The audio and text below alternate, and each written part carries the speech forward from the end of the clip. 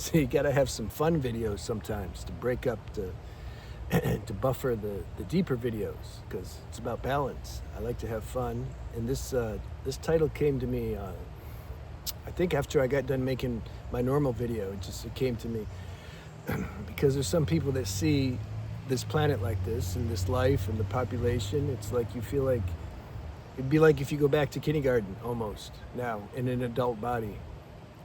Everybody, the kids are running around and they're having fun and pulling each other's hair. I remember I was in kindergarten. I remember this memory. I was 4 years old.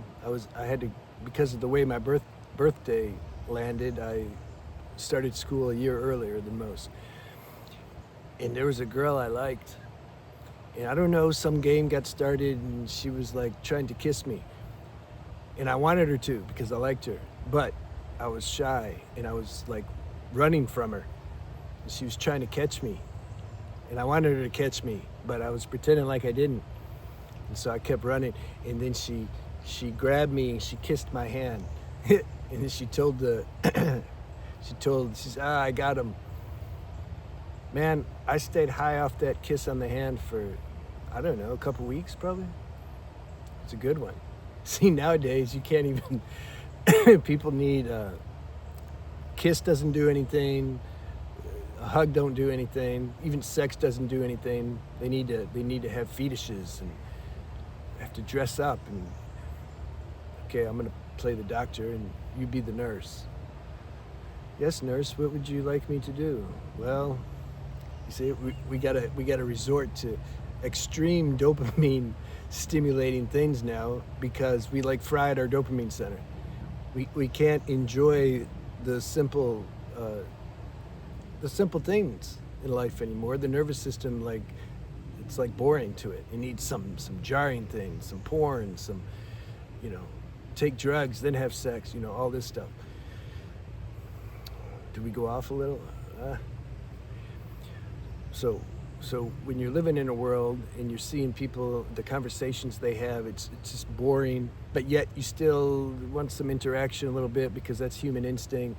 I can get that.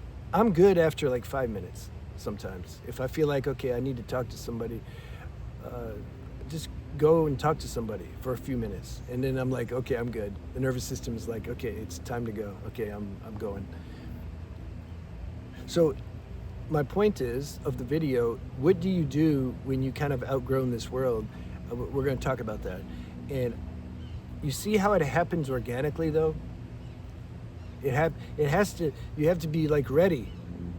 You have to grow into that. You grow into growing out of the world, basically. Law of evolution. And you just naturally, you want to start to withdraw. You just it just happens naturally, because why would you not? What are you going to do? Participate in things that they don't align, intruders, that they don't align with you? That you get no inner satisfaction from? Not only that, it gives, you're more sensitive now. You can tolerate inner compromise less. And so when you're in a situation that's not becoming, and there's no reason to be there. It's like consciousness says, like, you need to get away. So this withdrawal, it happens by itself. Cooperate with it. I guess that's my point. You don't want to fight what your inner sanction's telling you. We have to rely on our inner sanction more than mental concepts or things we learn from the world. Because all these concepts and the things we learn from the world is exactly that which we're outgrowing. I was doing a session with the guy, and he had quit taking a certain medication. I don't know why they call it medication. A certain suppressing agent. He stopped taking that. And he was taking it for 7 years. And so when he stopped taking it, he started to go through withdrawals. So then 2 months later, he starts hearing stuff, little voices and whispers and stuff. And so then the reflex action is to go back to the people where you get these pills from, But something, he had some intuition to call me or to set up a session.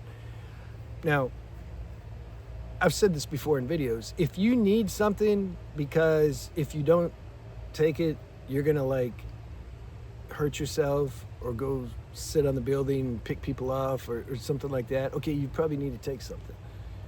But if you're doing it out of fear because you're going through something that's gonna pass, this is the important thing, you're going through a hard time in stage, you don't want to suppress that because like it's uncomfortable. Or if you're taking a course in school and really it sucks and that's why you can't pay attention, you don't need to take something to force you to pay attention. See, these things, stuff's being handed out like candy these days, and it's not good. So after he started experiencing these symptoms, and we're talking, and then it kind of hit me because I have experience with this when I was younger. These deeper psychological withdrawals, man, they can take a couple months before they hit you. It's just because it's a deeper layer. And so sometimes that's part of the withdrawal symptoms, especially if you have a sensitive nervous system. You're going to have worse withdrawal symptoms than the average person. That's just a fact of life. And so we were talking about, like, maybe you want to wait and just see, I have a feeling this is going to pass. No need to jump and take some more unnatural chemistry if you don't have to. I don't know how that tied into, because we're talking about withdrawing. Oh, careful who you, it's a deep conditioning we're dipped into to want to connect with this world because like we're in this world. Like I understand that. But like I said, when it's organic, when you've reached a place in yourself where you're trusting this inner guidance, and it's telling you basically to have less contact with the people and the places and the things and the stimulation and the activities, you'll see. If you don't listen to that, you're just going to suffer more. And that's part of the deal too, to suffer, to see like, wait, I need to listen to this. So I'm trying to tell you, if you want to save some trouble and emotional upheaval, to cooperate with this inner voice when you start to hear it. You know what happens later? We start to become, the relationship we have with our life force starts to supersede the need to have relationships with another human being. You still enjoy them, of course, but they got to be on point. You're not settling anymore. When I say have a relationship with the life force, you feel this life force inside you kind of just moving around. It's a little bit orgasmic. You can call it different things. Your inner being, your life force, spirit, it doesn't matter. But there's something beyond human form that you're now aware of. Yeah, pay attention to that. Make friends with that. Marry that. And then you're going to have less of a false dependence on these things outside yourself that aren't going to do nothing for you anyway, but yet you're still compelled and conditioned to be drawn to. That's what needs to happen. And it will happen. Get your lifestyle habits in order, get balanced, have some kind of spiritual practice that helps you direct your attention inside, and then you'll start to feel this inner movement, this vibration, this energy. You call it what you want. It doesn't matter. What matters is the actual experience of it. Now, we still have to engage in the world. I still got to go to the store and hear everybody say, sorry, excuse me, and all this stuff. But you get to where you're playing a role just like they are. They don't know they're playing it. They think they are the role. It's like an actor goes and does a theater play, and then he leaves and still has his clothes on, the costume, and then goes home and starts acting out with his wife. Still thinks he's the character. This is what everybody's doing, a lot of people anyway. Think they're still the character. So you know that you still have to play the character. It's like rules of the game. So you play it lightly. You play it lightly. You take their role lightly, even though they believe in their role. This is another thing that starts to happen organically. Don't make things so heavy. Just remember, keep remembering. Like, wait, this is a play, man. Yeah, but look at the news said, and this is happening, that's happening. Okay, how many times? Like, this is part of the deal on this planet. Like, these things are going to happen. We're never going to reach a utopian state. It's impossible because this planet isn't designed for that. We get to peace, and then there'll be some ruckus, and then the peace again, and this is going to go on and on as long as this planet's alive. It has to be. This is a training planet. We come here to get trained, so you can't have peace all the time. You can have higher degrees of peace when you leave here and go to the other realms. That's what those realms are for. This realm is extreme duality, pain and peace, all mixed together. And so you start to realize these things, and you don't take it too serious, including the peace. That's the other thing. You can't get obsessed, attached to peace, because you're going to be disappointed. things don't stay peaceful here, even in your own body, because of biology and whatever your karmic imbalances are. We all have them, limitations. Some of us don't find out till we get older. You even don't that's part of the deal. And when you stop trying to fix stuff, that's natural, it's instinctual, and there's a place for that. But when you obsessively try to fix things, including your body or people, places, and things, situations outside yourself, if you go on a crusade to try to save the planet, so to speak, that's okay. There's a lesson you'll learn. But when you learn that stuff, and you learn that you can't fix anything that's not divinely already ordained to be fixed. You get to where you can sense, like, okay, am I really supposed to be fixing this, or is this just the way it is? You have to be able to read that, to ascertain, to discern what's what. I've mentioned that,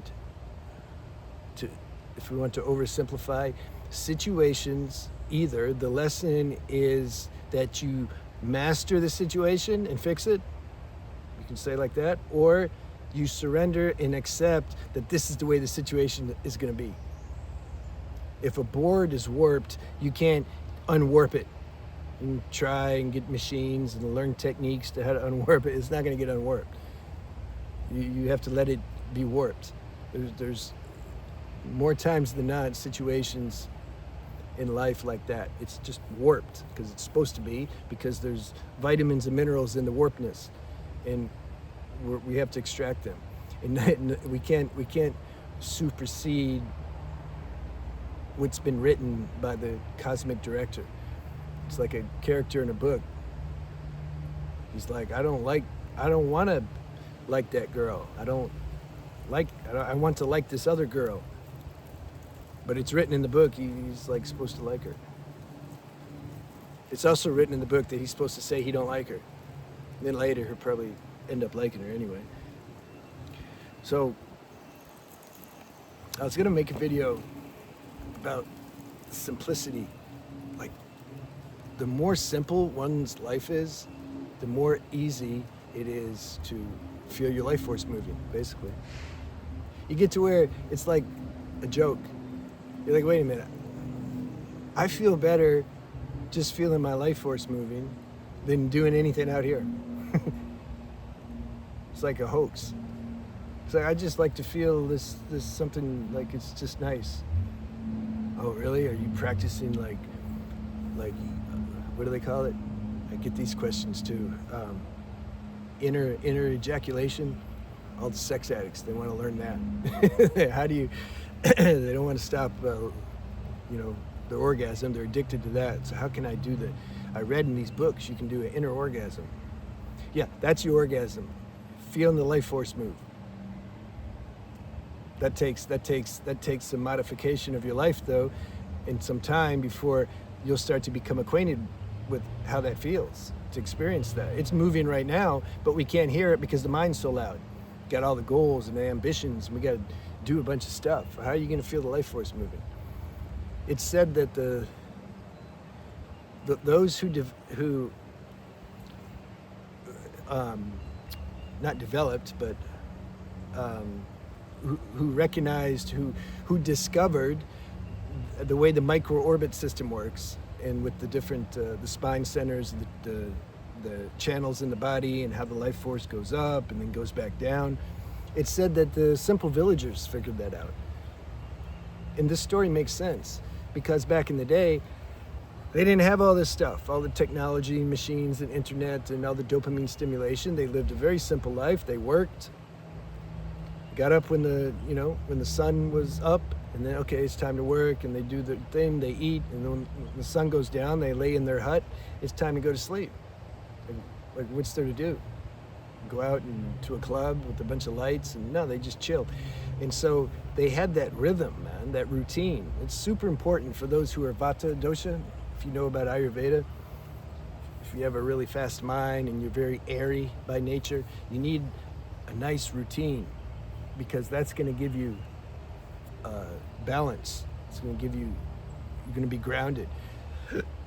So these villagers were just chilling because the sun was down, and they're just laying there, nothing to think about because like they already know what they're going to do tomorrow. They don't have to go out and sell and how do I get a bunch of views and likes, and no, they go and they know what they're going to do. There's no stress. They're chilling. They don't have a bunch of desires, and they're not trying to make $1 million. I don't even know if they had money. It's simple life. And so their mind's quiet, and automatically they start to become aware of how the life force is moving. Automatically. They weren't trying. They didn't go to like some guru and he says, look, you need to like wake your chakras up. No, they were just chilling, and you could just start to feel how the life force moves. And then they could feel like, wait a minute, this is a bigger energy center here. This is something else. I don't know what words they use. It doesn't matter. But they could feel how the life force moves, how there's certain energy centers, and how the life force keeps going up. Then they can see how it kind of starts to descend. It wasn't they didn't consider themselves an avatar or avatara or spiritual teacher or nothing. They're like, don't you know what it is? So the point of saying that was right. They were living a simple life. That's harder to do in Western civilization. It's easier to do if you live in a village in South America or in Asia or even somewhere in the West, wherever's more quiet, not the city. And if you have a routine, a simple life and a routine, and that's what you do, man, then automatically your perception is going to become more subtle. You're going to become more balanced. You're going to be more aware of your intuition, because intuition's soft. All these things I'm talking about are subtle. You can't hear it when the mind's making a bunch of noise. And your intuition becomes your guidance. That's your guide. And so then life just becomes simple. I've said a couple times that the definition of rich, there's no dollar amount that constitutes, well, this person's rich. You can make $1,000 a month and be rich because you have no bills for whatever reason, and you don't have any desires, so you have money left over every month. That's rich. If you have money left over every month. Rather that be you're making $1,000 a month or $1 million a month. There's people that make, $100,000 a month and they're still in debt. They're not rich.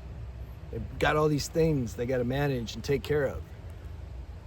Then you got a simple person or a yogi who lives in the Himalayas. He doesn't have anything. He makes stuff to keep himself warm out of nature, uses a rock for a pillow. He's richer than everybody, man. How are you going to beat that? You can't just go do that, though. I said before, I had a couple experiences. I was going to stay in the Himalayas with the tent. Yeah, that lasted like an hour. And then I was in another place. I was going to live in a cave. I don't even know if I made it an hour. Started hearing things move around. So you got to be, you got to be groomed for that. All right. Hope you guys got something from the fun video, and deep ones are coming. All right, see you.